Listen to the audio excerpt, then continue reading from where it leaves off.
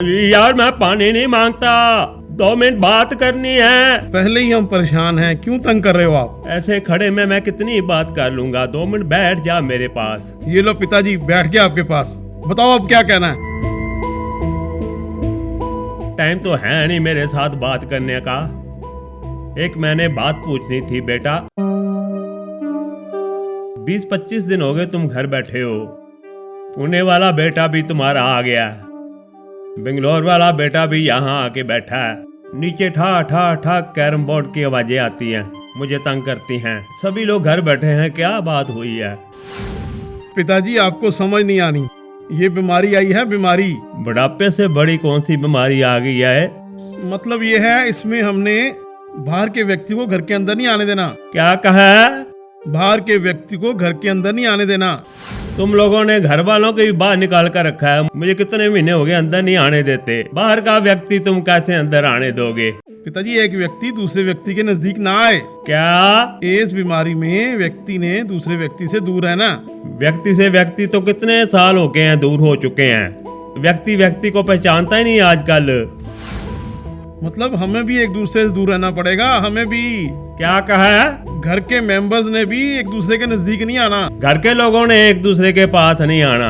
आपको मेरे पास आए ही 5 साल हो गया। पानी मांगे तो पानी नहीं देते, खाना मांगो तो खाना नहीं देते, पास से गुजर जाते हो। पिताजी ये जो टाइम है बुजुर्गों के लिए बहुत बुरा आया है। बुजुर्गों पे अब बुरा वक्त आया है? अरे बुजुर्गों का अच्छा टाइम कब आया था? आदमी जो आदमी को आदमी नहीं समझता था, वो भगवान को भूल गया था। ये बीमारी इसलिए आई है। क्या कहा? पिताजी आपको नहीं समझ आनी। ये बात मुझे नहीं समझ आनी, तुझे लग गई है ना समझ। यही बात समझाते हुए मुझे 50 साल हो गया बेटा। अब लग ही गई है। आपने मुझे कहा था भगवान का नाम लिया करो, सरबत का भला मांगो। मैं रोज सुबह उठ के भगवान का नाम लेता हूँ, सरबत का भला मांगता हूँ, पर भगवान सुन ही नहीं रहा, बीमारी जा नहीं रही। सरबत का भला मांगते हो? रोज मांगता हूँ सुबह उठ के। कितने साल हो गई उम्र तुम्हारी बेटा? तकरीबन 50 साल हो गई है। 20 से 5 साल निकाल लो, तुम बच्चा होते थे।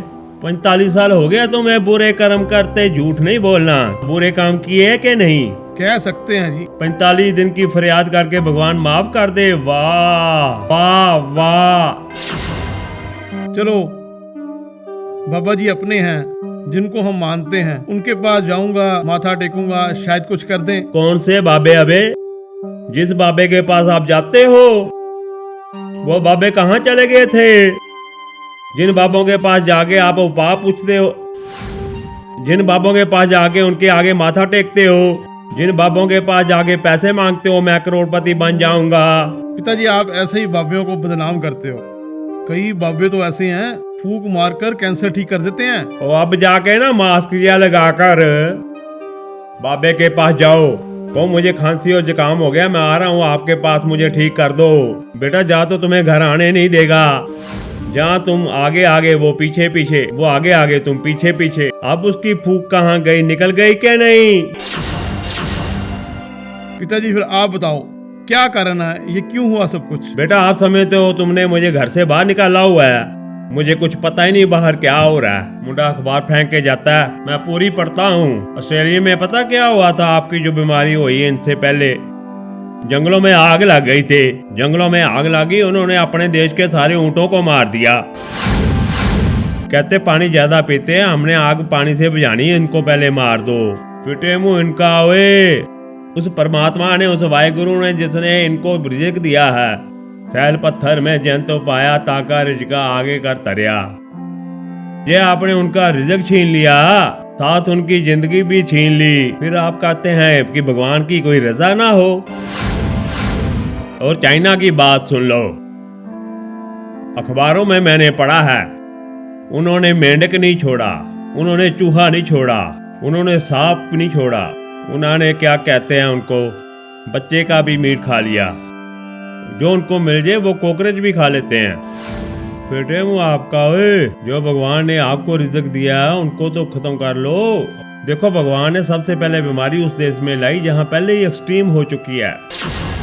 पर पिताजी हमारे इंडिया में ऐसा नहीं है ना। भगवान का नाम लेने के कारण शायद हम उनके कारण ही बच जाएं, पर इंडिया में भी कुछ कम नहीं होता।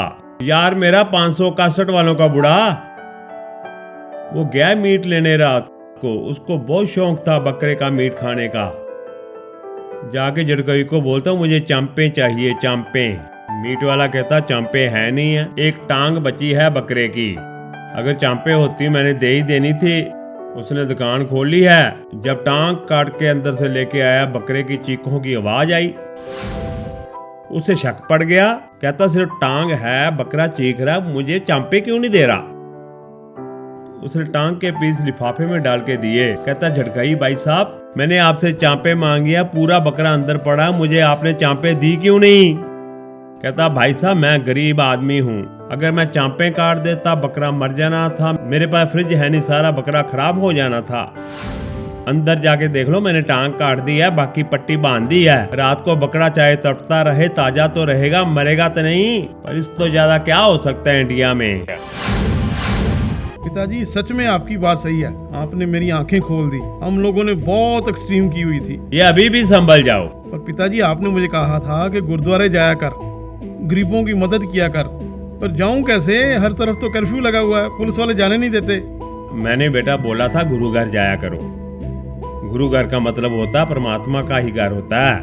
गॉड का घर भी होता है, अल्लाह का घर भी होता है। ये गुरुद्वारा साहब तक नहीं पहुंचा जाता, रास्ते में पुलिस होती है, बिल्कुल पास मंदिर है, वहां चले जाओ। पिछली गली में गिरजाघर है, वहां चले जाओ। क्योंकि हम लोगों ने परमात्मा के घर के बाहर इसलिए जाना कि परमात्मा के घर के बाहर नीडी लोग मिल जाते हैं, जिनको इस वक्त खाना नहीं मिल रहा। आपने खाना खिलाना है, ये थोड़ा सोचना है किसी सिख को खिलानी है, किसी मुसलमान को खिलानी है, या किसी हिंदू को खिलानी है। इंसान को खिलाना है खाना। ठीक है बात पिताजी आपकी। ये पुलिस वाले जो पीटते हैं, गुरुद्वारे नहीं जाने देते, बताओ ये कोई बात अच्छी है? पर बात सुनो बेटा, जब कोई सारा दिन 24 घंटे ड्यूटी पर खड़ा हो, अपनी जान को तली पर रखकर ड्यूटी कर रहा हो, तब ये मिस्टंडे घर से निकलते हैं बिना काम से गेड़ी लगाने के लिए, पुलिस वालों को गुस्सा नहीं आएगा? वैसे कानूनी जुर्म है मारना, पर भाई साहब गुस्सा तो आता ही है। पिताजी बिल्कुल ठीक है। ये पुलिस वाले या डॉक्टर या सफाई कर्मचारी, ये सभी कितनी मेहनत कर रहे हैं। इस बीमारी के हम गुलाम हो चुके हैं। हम लोगों को इस बीमारी से आजाद कराने के लिए सफाई कर्मचारी, पुलिस और डॉक्टर लोग काम कर रहे हैं ना। इन्होंने जो जाने गवा दी है ना, मेरे मुताबिक इन लोगों को शहीदी का खिताब मिलना चाहिए। पिताजी ये बात आपकी बिल्कुल ठीक है, पर जो लोग ये लड़ाई लड़ रहे हैं उनका क्या बनेगा? बात तुम्हारी ठीक है, जो बेचारे अपनी जान तली पे रख के लड़ रहे हैं, उन लोगों को फ्रीडम फाइटर का खिताब मिलना चाहिए मेरे मुताबिक। तेरा क्या ख्याल है बेटा? पिताजी आपने बहुत अच्छी बात की। जो लोग इस लड़ाई में अपनी जानें कुर्बान कर रहे हैं, उनको शहीदी का खिताब मिलना चाहिए। और जो कर्मचारी, सफाई कर्मचारी, पुलिस कर्मचारी हैं, डॉक्टर हैं और कई कर्मचारी जो लड़ाई लड़ रहे हैं, उनको फ्रीडम फाइटर का खिताब मिलना चाहिए। और दोस्तों, आपका इस बारे में क्या विचार है?